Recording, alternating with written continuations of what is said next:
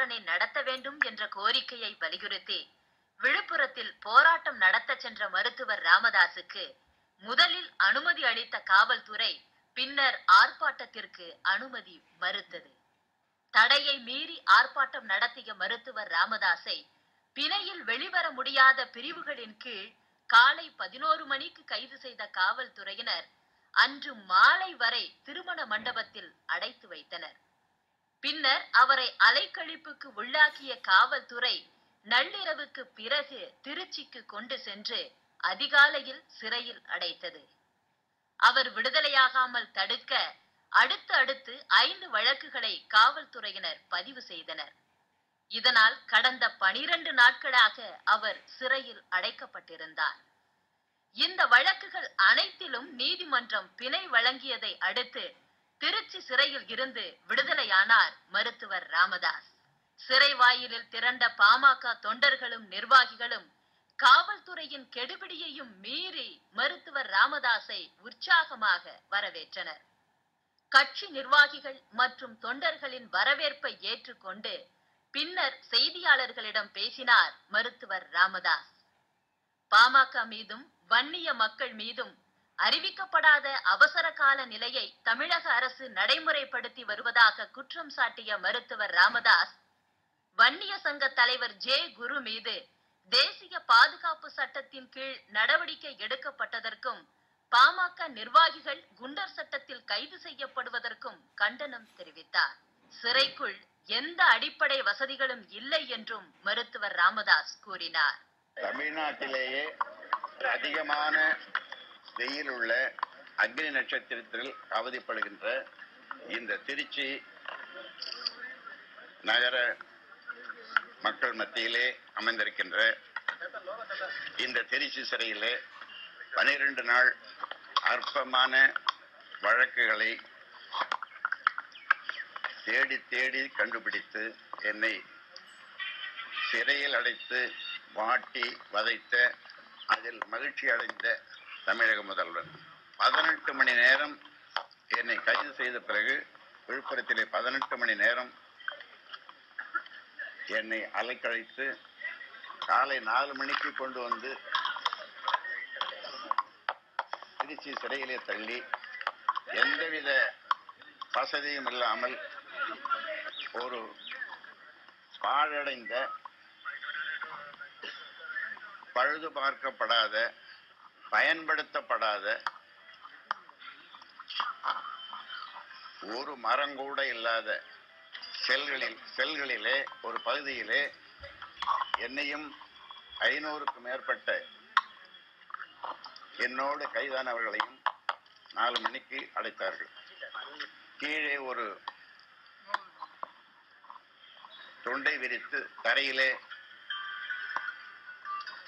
ஒரு செல்லிலே படுத்து கிடந்தேன். எந்தவித அடிப்படை வசதியும் இல்லாமல் நானும் என்னுடைய தொண்டர்களும் 600க்கும் மேற்பட்ட பல்வேறு மாவட்டங்களில் வந்திருக்கின்ற தொண்டர்கள் அந்த சிறையிலே 107, 108 டிகிரி வெயிலிலே கந்தக பூமி என்று சொல்லப்படுகின்ற பாலைவனம் போல் இருந்த அந்த பகுதியிலே 12 நாள் நாங்கள் கஷ்டப்பட்டோம். பெரும்பாலானவர்கள் மண் தரையிலேயே படுத்து கிடந்தார்கள். நான் உயிரோடு வெளியில் வந்து உங்களையெல்லாம் பார்ப்பேன் என்று, உங்களையெல்லாம் சந்திப்பேன் என்று நான் நினைக்கவில்லை. அறிவிக்கப்படாத, அறிவிக்க முடியாத ஒரு எமர்ஜென்சியை பாட்டாளி மக்கள் கட்சிக்கும் வன்னிய மக்களுக்கும் இந்த அரசு அறிவிக்காமல் அறிவித்திருக்கிறது.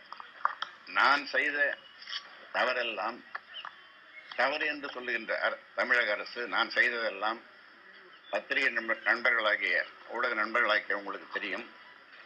கையெழுத்திட்ட அனுமதி வாங்கி கொண்டு விழுப்புரத்திலே பாட்டாளி மக்கள் கட்சி சேர்ந்த வன்னியர் சமூகத்தைச் சேர்ந்த செல்வராஜ்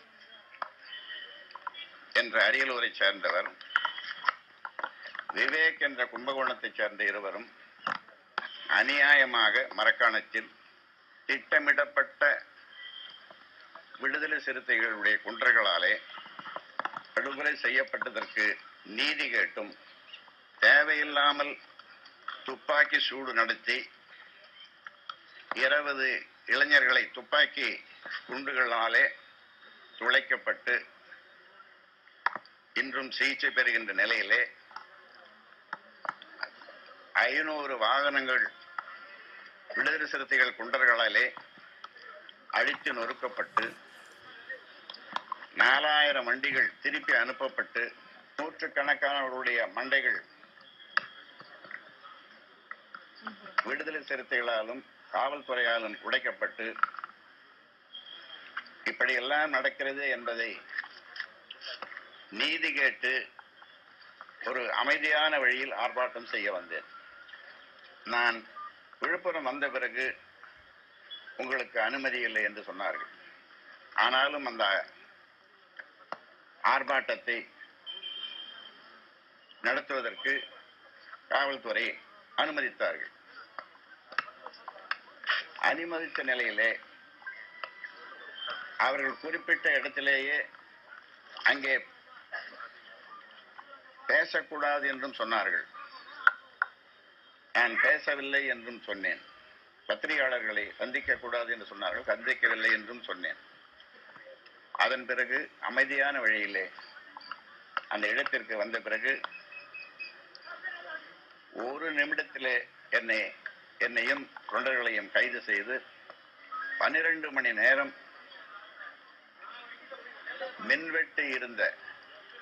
மின்வெட்டு கடுமையாக இருந்த அந்த நகரத்திலே என்னை ஒரு மண்டபத்திலே அடைத்தார்கள். நீதி கேட்டு சென்ற என்னை நான் ஆர்ப்பாட்டம் செய்ய வந்த தொண்டர்கள் எந்தவித வன்முறையிலும் ஈடுபடாமல் அமைதியான வழியில் எல்லோரையும் கைது செய்தார்கள். எந்த அசம்பாவிதமும் அந்த நேரத்தில் நடக்கவில்லை. இது சாதாரணமாக தினமும் நாட்டிலே நடக்கின்ற நிகழ்வுகள் தான். நீங்கள் இந்தியாவினுடைய தலைநகரத்திலே பார்க்கலாம். இந்தியாவினுடைய தலைநகரத்திலே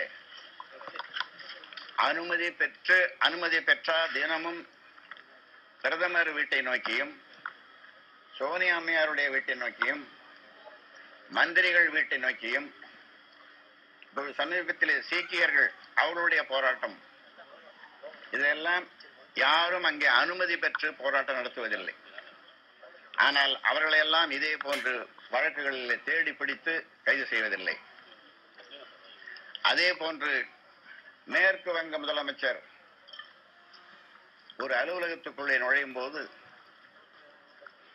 மார்க்சிஸ்ட் கம்யூனிஸ்ட் கட்சியை சேர்ந்தவர்கள் அங்கே தேவையில்லாமல் அங்கே அனுமதி பெற்ற அவர்கள் நுழைந்து ஒரு அமைச்சரை தாக்கியிருக்கிறார்கள். முதலமைச்சரை நெட்டி தள்ளி இருக்கிறார்கள். இதெல்லாம் சர்வசாதாரணமாக நாட்டிலே நடக்கிறது. ஏன் தமிழ்நாட்டிலே அனுமதி பெறாமல் திடீரென்று ரயில் நிறுத்த போராட்டம், ரயில் மேலே என்ஜின் மேலே ஏறிக்கொண்டு கம்யூனிஸ்டுகள் பல முறை போராட்டம் செய்திருக்கிறார்கள்.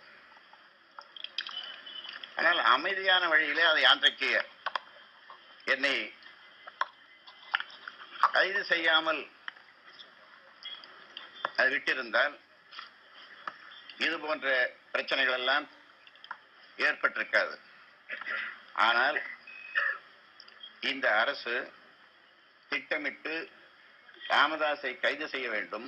அதன் மூலமாக அதன் பிறகு விடுதலை சிறுத்தைகளை கொண்டு ஆங்காங்கே கலவரங்களை பஸ் மேலே கல்லடிப்பது அல்லது பஸ்ஸை எரிப்பது, போக்குவரத்துக்கு இடையூறு பண்ணுவது, இதையெல்லாம் அரசே திட்டமிட்டு விடுதலை சிறுத்தைகளுக்கு சொல்லிக் கொடுத்து இதையெல்லாம் ஆங்காங்கே அரங்கேற்றிருக்கிறார்கள். இதை நான் ஏதோ இருவரையும் குறை சொல்லுவதற்காக இல்லை. அப்படி விடுதலை சிறுத்தைகள் செய்யும் போது, கலவரத்தை செய்யும் பொழுது கையங்களவுமாக பொதுமக்களை பிடித்து கொடுத்திருக்கிறார்கள், கைது செய்யப்பட்டிருக்கிறார்கள். சில இடங்களிலே பிடித்துக் கொடுக்கும் போது கைது செய்ய மறுத்திருக்கிறார்கள். பாட்டாளி மக்கள் கட்சியை தேடிக்கொண்டிருக்கிறார்கள். அந்த வகையிலே இந்த 12 நாட்கள் தமிழகத்தில் நடந்த தேவையில்லாத, விரும்பத்தகாத இந்த செயல்கள் எல்லாம் நடந்ததற்கு காரணம் பாட்டாளி மக்கள் கட்சியோ அல்லது வன்னியர் சங்கத்தை சார்ந்தவர்களோ காரணம் அல்ல. விடுதலை சிறுத்தைகளும் இதை திட்டமிட்டு இது போன்ற கலவரங்களை நடக்க வேண்டும், அதன் மூலமாக பாட்டாளி மக்கள் கட்சியின் பேரிலே பழி சுமத்த வேண்டும் என்று திட்டமிட்ட இந்த அரசு, அதனுடைய அதிகாரிகள், காவல்துறை அதிகாரிகள். ஆனால் மக்களுக்கு, தமிழக மக்களுக்கு எல்லாம் தெரிகிறது, எல்லாம் தெரிகிறது. எந்த காரணத்திற்காக இவர்கள் இதையெல்லாம் செய்கிறார்கள் என்று சொன்னால், எப்படியாவது தலித் ஓட்டுகளை வருகின்ற நாடாளுமன்ற தேர்தலிலே ஜெயலலிதா பெற வேண்டும், அந்த அணியிலே அதை கொண்டு போய் சேர்க்க வேண்டும். ஏற்கனவே கம்யூனிஸ்டுகளும் மறுமலர்ச்சி திராவிட முன்னேற்ற கழகமும் அந்த அணியை பக்கம் நெருங்கிக் கொண்டிருக்கின்ற வேளையிலே இதையும் கொண்டு போய் சேர்த்து விட்டால் மிகப்பெரிய வெற்றியை பெற முடியும் என்று அவர்கள் நினைக்கிறார்கள். நாங்கள் எங்களோடு 6 மாதத்திற்கு முன்னால் வரை தமிழக உளவுத்துறை அதிமுகவோடு தான் பாட்டாளி மக்கள் கட்சி கூட்டணி வைக்கப் போகிறது, கடைசி நேரத்திலே அறிவிப்பார்கள் என்று எங்களுடைய தொண்டர்களிடமே கதை அளந்திருக்கிறார்கள் உளவுத்துறை. ஆனால் அதில் கிழக்கே உதிக்கிற சூரியன் மேற்கே உதித்தாலும் திமுக அதிமுகவோடு கூட்டணி இல்லை என்று உறுதியாக சொன்ன பிறகு இப்பொழுது பழிவாங்கும் படலத்தை துவக்கி இருக்கிறார்கள். இதில் இன்னொன்று மிக முக்கியமானது என்னவென்றால், தமிழகத்திலே சமுதாயத்திலே ஏற்பட்டிருக்கின்ற, பெண்களுக்கு ஏற்பட்டிருக்கின்ற ஒரு மான பிரச்சனை, 13 வயதிலிருந்து 19 வயது டீனேஜ் என்று சொல்லப்படுகின்ற அந்த வயது பெண்களை குறிவைத்து சாதி ஒழிய வேண்டும், சாதி ஒழிப்பதற்கு கலப்பு திருமணம்தான் தீர்வு என்று தொடர்ந்து பொய் பிரச்சாரம் செய்து வந்த விடுதலை சிறுத்தைகள் கட்சி அவருடைய அறியா பிள்ளைகளையும் அறிந்த பிள்ளைகளையும் பயிற்சி கொடுக்கப்பட்டு அதற்கு 13 வயதிலே, 15 வயதிலே, 14 வயதிலே, 19 வயதிலே, 18 வயது உள்ளே காதல் செய்யுங்கள் என்று படிக்கப் போகின்ற பிற சமுதாயத்து பெண்களை எல்லாம் காதலிக்க சொல்லி படிக்க செல்லுகின்ற பிள்ளைகளுக்கு பாதகமாக அந்த டீனேஜ் என்று சொல்லப்படுகின்ற அந்த பருவத்திலே, ஹார்மோனல் இம்பேலன்ஸ் என்று சொல்லப்படுகின்ற அந்த வயதிலே அதையெல்லாம் பரவலாக திட்டமிட்டு தமிழகம் பூராவும் நடத்தி கொண்டிருந்ததை நான் அம்பலப்படுத்தியதன் மூலம் அதே நேரத்தில் பிசிஆர் என்ற அந்த சட்டம், எல்லா சமுதாய மக்களும் இந்த பிசிஆர் சட்டத்தினாலே பாதிக்கப்பட்டதும் இந்த காதல் நாடக திருமணம் நாடகம் என்ற பெயரிலே இதையெல்லாம் அம்பலப்படுத்தியதும் இது விடுதலை சிறுத்தைகள் கட்சிக்கு அவருடைய இனி நமக்கு இது போன்று கட்ட பஞ்சாயத்து கலவரங்கள் செய்ய முடியாது என்று ஏங்கி தவித்த வேளையிலே தான் தமிழக அரசு கை கொடுத்து நாங்கள் இருக்கிறோம் உங்களுக்கு உதவ என்று இப்படி ஒரு 2 பேரும் கூட்டாக சேர்ந்து இதை செய்திருக்கிறார்கள். ஆக ஒட்டுமொத்தமாக வன்னியர்களுக்கு எதிராக ஒரு போரை, ஒட்டுமொத்த வன்னியர்களுக்கு எதிராக ஒரு போரை தமிழக அரசு நடத்தி கொண்டிருக்கிறது. பாட்டாளி மக்கள் கட்சியினுடைய முக்கிய நிர்வாகிகளை எல்லாம் கைது செய்து பார்ட்டி பங்கஷனரிஸ் எல்லாவரையும் ஒன்றிய செயலாளர்கள் இருந்து கிளை ஒன்றிய செயலாளர்கள், மாவட்ட செயலாளர்கள், துணை பொதுச் செயலாளர்கள், டாப் லீடர்ஸ், கட்சியினுடைய தலைவர், அதன் பிறகு இளைஞர் சங்க தலைவர், இளைஞரணி தலைவர் அன்புமணி ராமதாஸ், வன்னியர் சங்க தலைவர் மாவீரன் குரு, இவர்கள் எல்லோரையும் ஒருவர் விடாமல் கைது செய்து சிறையில் அடைத்திருக்கிறார்கள். தேவையில்லாமல் அன்புமணி ராமதாஸ் பேரிலே உங்களை எல்லாம் இப்பொழுது நான் பார்த்திருக்கிறேன், பத்திரிகையாளர் சந்திக்கிறேன். இந்த பத்திரிகையாளர் சந்தித்ததே அது ஒரு வழக்கு. சென்னையிலே பத்திரிகையாளர் சந்தித்ததை, அன்புமணி ராமதாஸ் சந்தித்ததை, பிரம்மதேசம் என்னுடைய ஊர் பக்கத்தில் இருக்கிற, நான் பிறந்த ஊர் பக்கத்தில் இருக்கிற பிரம்மதேசத்திலே ஒரு வழக்கு போட்டு திண்டிவனத்திலே அவரை கைது செய்திருக்கிறார்கள். நடந்த இந்த சம்பவங்கள் எல்லாவற்றிற்கும் முழு முதற் காரணம் ஜெயலலிதாவையே சாரும், இந்த ஆட்சியையே சாரும். இதற்கு எந்த வகையிலும் நான் காரணமல்ல, பாட்டாளி மக்கள் கட்சி காரணமல்ல, வன்னிய மக்கள் காரணமல்ல.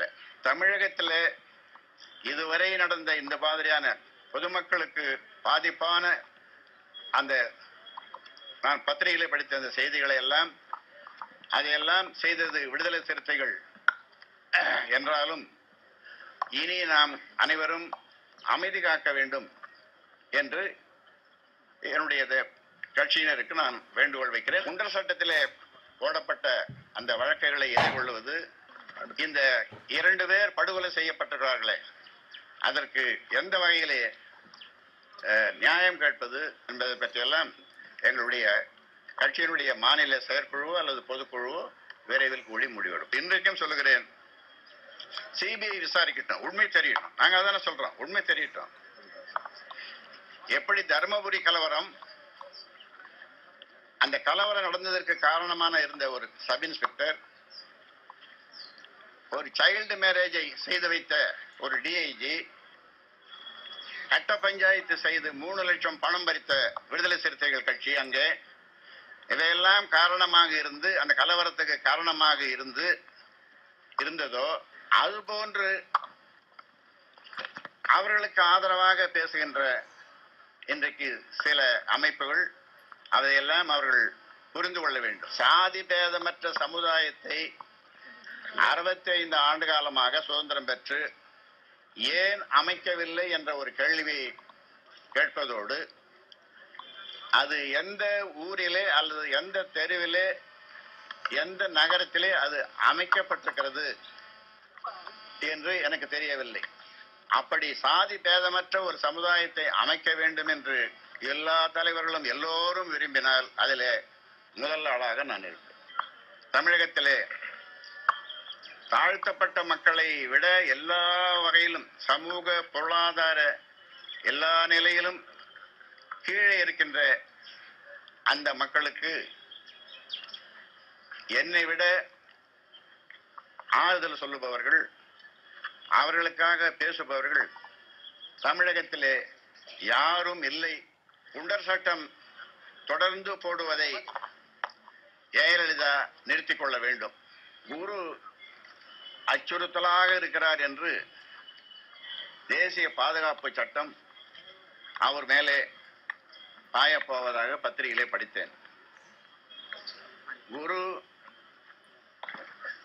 பொதுவாக தாழ்த்தப்பட்ட மக்களுக்கு என்றைக்கும் எதிராக நடந்து கொண்டவரும் இல்லை, பேசியவரும் இல்லை. அவரை போன்ற தாழ்த்தப்பட்ட மக்களுக்கு பாடுபட்ட தலைவர்கள் எனக்கு அடுத்து யாரையும் தமிழ்நாட்டிலே சொல்ல முடியாது, எந்த கட்சியும் சொல்ல முடியாது. அப்படி அவர் பேரிலே வழக்கு, பல பேர் எங்களுடைய மாநில பொறுப்பாளர்கள் பல பேரிலே, மாவட்ட செயலர்கள் பல பேரிலே குண்டர் சட்டத்திலே வழக்கு.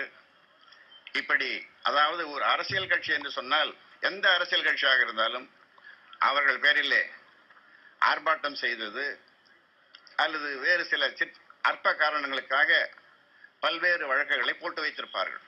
அதை வைத்துக் கொண்டு இப்பொழுது குண்டர் சட்டம் என்று அந்த சட்டத்தை தவறாக பயன்படுத்துகிறார்கள்.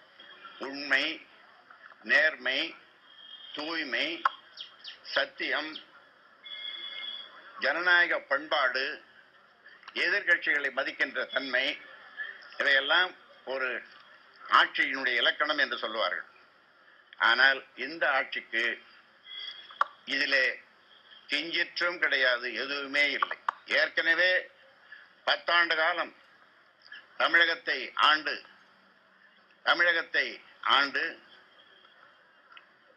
விளம்பரத்தினாலே, வேடிக்கைகளாலே தமிழ்நாட்டை சீரழித்து சின்னாபின்னப்படுத்திய அந்த வரலாறு ஏராளம். இந்த போன்ற அடக்குமுறை எல்லாம் நான் ஏராளமாக சந்தித்தவன். ஜெயலலிதா நினைக்கிற மாதிரி, சில சக்திகள் விரும்புகிற மாதிரி 40 தொகுதிகளிலேயும் அதிமுக வெற்றி பெற வேண்டும் என்று அவர் நடத்துகின்ற இந்த அரசியல் நிச்சயமாக ஒருபோதும் வெற்றி பெறப் போவதில்லை. மாறாக 39 தொகுதியிலேயும் அதிமுக தோல்வியுறப்போவது உறுதியிலும் உறுதி. ஏனென்றால் தொடர்ந்து தமிழகம் இருளில் மூழ்கிக் கொண்டிருக்கிறது. மின்வெட்டால், விண்ணை முட்டும் விலைவாசி உயர்வு, வறட்சி, வரலாறு காணாத வறட்சி, குடிநீர் பஞ்சம், இப்படி ஏராளமான பிரச்சனைகளை தமிழ்நாடு எதிர்கொண்டிருக்கிற நிலையிலே 2 ஆண்டுகளிலே எந்த வளர்ச்சி திட்டங்களும், அதாவது டெவலப்மெண்ட், எந்த வளர்ச்சியும் தமிழ்நாட்டிலே நடைபெறாத நிலையிலே எல்லா அதிகாரத்தையும் அமைச்சர்களுக்கு இருக்கின்ற ஒரு 5 லட்சம் 10 லட்சம் 1 கோடி அறிவிக்கிறது கூட சட்டசபையிலே இந்த அம்மையார் அறிவிக்கிற அந்த மாதிரியான நிலைமையெல்லாம் நாம் பார்க்கின்றோம். ஆக இன்றைக்கு தமிழக மக்கள் கொதித்து போயிருக்கிறார்கள் இந்த ஆட்சியை எதிர்த்து. மேற்கே உதிக்கிற சூரியன் மேற்கே உதித்தாலும் திமுக அதிமுகவோடு அல்லது தேசிய கட்சிகளோடும் கூட்டணி இல்லை. மாற்று அணியை நாங்கள் அமைத்து இந்த நாடாளுமன்ற தேர்தலிலே குறைந்தபட்சம் 10 தொகுதியிலே நாங்கள் வெற்றி பெறுவோம். நாடாளுமன்ற தேர்தலில் தாழ்த்தப்பட்ட மக்களின் வாக்குகளை பெறுவதற்காகவே அடக்குமுறைகளை கட்டவிழ்த்து விட்டிருக்கும் முதலமைச்சர் ஜெயலலிதாவின் அடாவடித்தனத்தை சட்டப்படி எதிர்கொண்டு பாமக வெற்றி பெறும் என மருத்துவர் ராமதாஸ் நம்பிக்கை தெரிவித்தார்.